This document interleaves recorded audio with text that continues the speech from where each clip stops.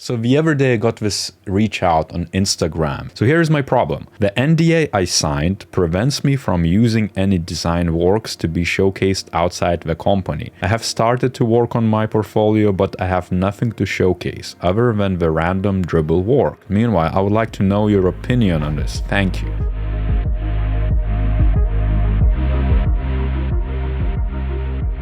So if you're here for a long term and you kind of strapped in and said, oh, I'm going to do UX, NDAs are going to follow you, especially if you're doing a proper, deep UX work. It's just going to be everywhere. It doesn't matter what you do, what company you join. Whenever you join a company, you sign the agreement that you're not going to share the company IP, the intellectual property with anyone outside the actual company. Some companies are even going to prevent you to moonlight, which is basically freelance on the side, just in case you're going to, give some information or intellectual property to the competitors. So it's a rightful thing to do because it takes ages. It takes weeks, months, years sometimes to deliver something groundbreaking. And so nobody really wants to lose those ideas or those methods or that architectural standing ground, those different bits, how to connect the dots, the innovation. So you're always going to be almost automatically signing an NDA. I've experienced myself where I would have to sign even additional NDA agreements, even just to hear the brief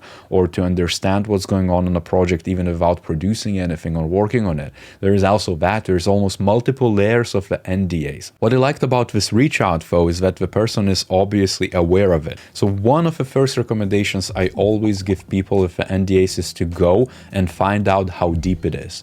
My video covers that as well from a couple of years ago. It's exactly that. It's like you must chase and understand what are the terms, because sometimes the NDAs expire. Sometimes you can showcase what's public. So let's say if you worked on something like a public website and an app which any customer could download and use, you can use it and you can describe a lot of things without infringing on the NDA. Showcase your approach, methods, however, on a high level, you can still do that. But first step would be to go and talk to someone who knows exactly what the NDAs are like. You could talk to your manager, product manager, you could talk to HR, whatever the structure of a company allows you to do. You can go and talk to someone or research exactly what you can use in your portfolio and what you cannot use. Of course, it's a bit of a tricky ground because you don't want to work on your portfolio and clearly indicate that you are making a case study, because that to some people are going to sound like you are looking to move on. But you can ask about, let's say, hey, I want to make a blog post about this thing we're working on. Could I do that? To what extent?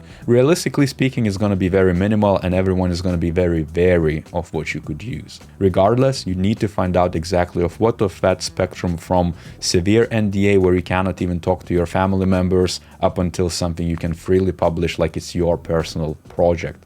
And this segues into that next bit. What do you do if, let's say, everything you do is under NDAs? Majority of the designers, especially in UX, are going to be in that bucket where everything is under NDAs. And imagine that you have lawyers and legal experts chasing and tracking everything you do, every application you make, whatever you share with external sources, all that is being tracked. What would you do in that case?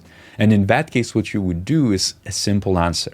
You would just need to invest your bloody personal time and work on the case studies which support it. So, it's as simple as that. This is the reason why I'm making these UX challenges and project challenges, so that people can find actual problem statements and actual kindling to start that fire, and make that project happen, and then work on their own time to actually investigate. I did that in the past several times, and I still do when I, let's say, sometimes need to learn something or showcase some sort of skills. And it doesn't just apply to NDAs.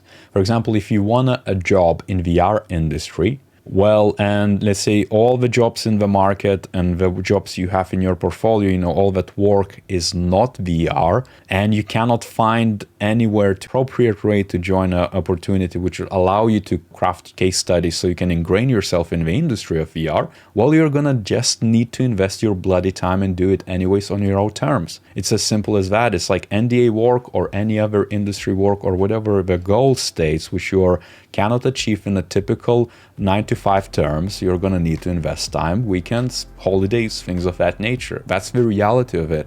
It's what we as UX designers have to do sometimes if we really want to achieve what we want to achieve. If you're really on a leash of the NDAs and you are afraid that someone is gonna knock at your door, in that case, you're gonna need to work harder basically than anyone else, but that's the reality. You signed up for it, you have to work on it, and the rest is history. But another thing, there is a ways to still kind of take that extra point and add it to your portfolio, even if you cannot showcase any work. There is ways to still portray that you did the job. And I have a couple of examples. So one example is I reviewed this portfolio, I think a year ago. This is where the interesting caveat is, because she doesn't link it anywhere. She hints that she worked for that brand, what she did on a high level, some tags basically explaining what's design, or if she'd added some usability testing, if she did some design system work, things of that nature, but she doesn't showcase what's under NDA, I guess. I presume that. And this is one way to skin a cat here, because if you, let's say, have several cases and big clients, you can still hint who they are, what was the high-level issue, I guess. What was the solution without giving too much insight or touching the intellectual property. And you could argue, well, this is not a case study. It's still valid because the hiring managers are not dummies. They're going to know exactly what the reason behind that is. Another example, which was submitted by one of the members on a Discord community, and I'm using this example as a great one.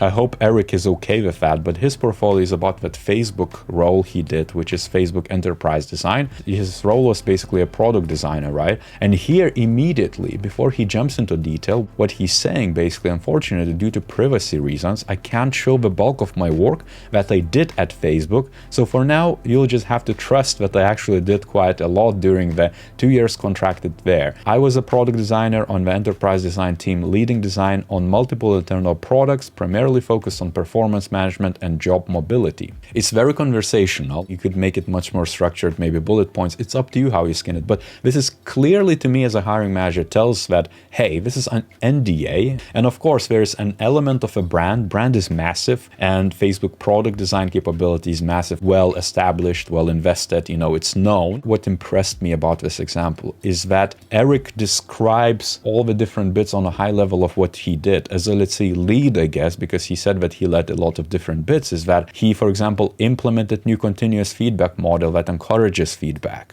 He successfully built solutions that helped employees spend less time writing feedback without reducing quality. And success as well was measured through data insights and user research. So he basically describes that experience without giving too much of the IP of those details which would be under NDA. This is it.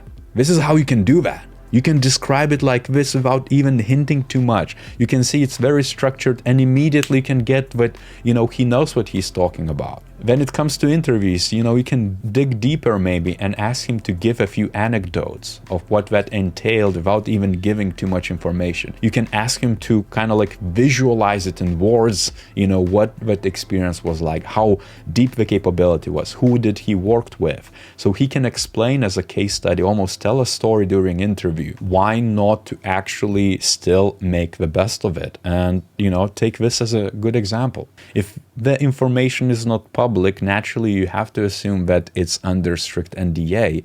But again, go talk to people. Go understand what everyone else is doing. What can you actually share? Never take a risk or take calculated risks at that. Hone your skills to come up with the evidence you can document and make case studies, make projects happen. This is what majority of designers who are self-taught do anyways.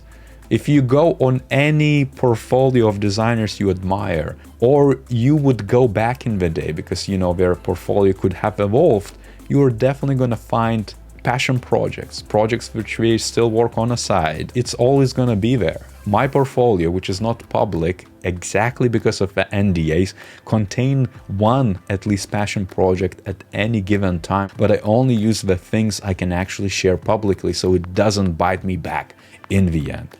So subscribe if you want more content like that. Make sure to smash that bell notification because a lot of content is being hidden by YouTube algorithm. And on that note, and as per usual, I'll see you next time.